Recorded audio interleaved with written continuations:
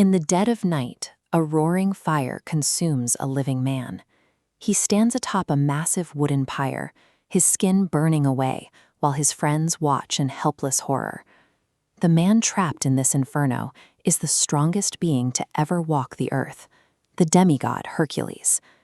A poisoned shot, the result of a tragic misunderstanding with his wife, destroyed the hero who had survived every monster and army the gods threw at him.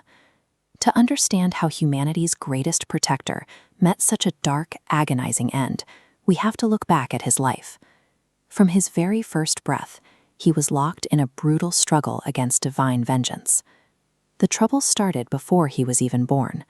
Zeus, the king of the gods, disguised himself as a mortal king to sleep with that king's wife, a woman named Alcmene. This family tree shows exactly where the conflict begins. You can see the illicit link between Zeus and Alcmene here. But Zeus was married to the queen of the gods, Hera. And as this red line indicates, Hera directed all of her eternal, violent wrath squarely at the innocent product of that affair, Hercules. Hera was determined to ruin him immediately. She manipulated the goddess of childbirth to delay his delivery, tying up the natural timeline in knots so his cousin would be born first and steal his royal birthright. When the boy was finally born, she escalated to outright assassination. She sent 2 massive, venomous snakes into his nursery to eat him in his crib.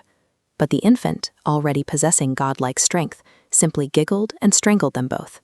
Surviving those snakes proved something crucial. His divine heritage offered him power, but it guaranteed him a life marked by relentless suffering and persecution. As he grew into a young man, he was offered a choice between 2 paths, a life of easy vice or a difficult road of virtue. He deliberately chose the hardship of virtue.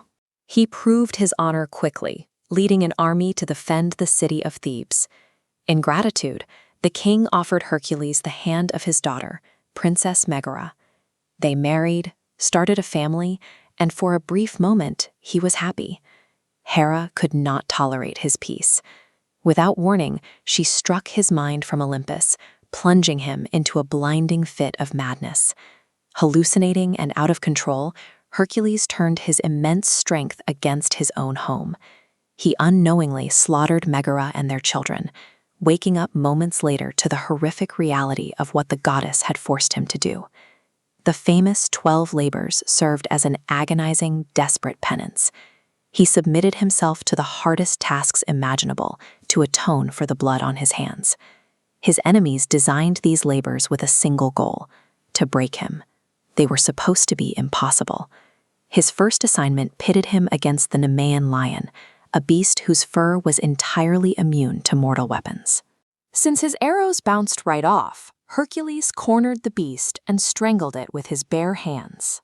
He then used the lion's own razor-sharp claws to skin it, wearing its impenetrable hide as armor for the rest of his life.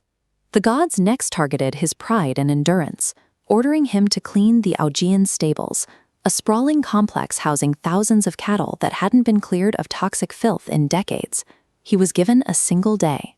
This topographical map illustrates his intellectual solution. Instead of picking up a shovel, he used his strength to tear a hole in the landscape. He rerouted 2 powerful, rushing rivers directly through the valley, washing away decades of impurity in a matter of hours. By combining raw physical might with sharp problem-solving, he survived tasks designed to humiliate him. To the ancient Greeks and Romans, seeing a hero suffer through these disappointments made him a relatable symbol of stability in a chaotic world. Decades passed. After battling rebellious titans and toppling entire cities, an older Hercules settled down with a new wife, Deianira. But his past habits caught up to him. Returning from a military campaign, he brought back a captive princess named Iole as a concubine. Deianira was terrified that her husband was replacing her. Desperate to secure his affection, she remembered a vial of liquid given to her years ago by a dying centaur named Nessus. The creature had promised her it was a powerful love potion. It was a lie. The liquid was actually the highly acidic, deadly blood of the Hydra. Unknowingly, Deianira soaked a victory shirt in the poison and sent it to her husband as a gift. The world's strongest man, who had wrestled death and survived the direct wrath of the gods, was ultimately brought down by a vulnerable mortal's fear and jealousy. The moment Hercules slipped the victory shirt over his shoulders, the acidic blood reacted to his body heat. It fused to his skin, burning him alive. When he tried to rip the fabric away, his flesh came off with it. Because half of his blood belonged to an immortal god, his body refused to shut down. He was trapped, fully conscious, enduring an unnameable torture that simply would not kill him.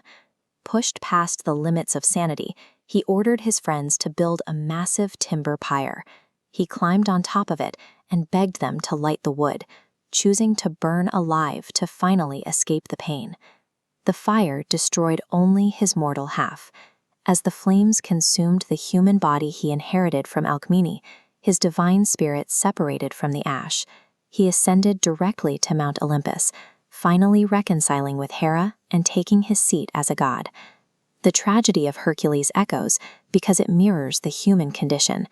We all face unfair trials and deep suffering, but his story proves that through sheer endurance and bravery, we can rise out of the ashes of our own chaos. If you enjoyed this dive into the ancient world, make sure to hit that subscribe button for more history and myth.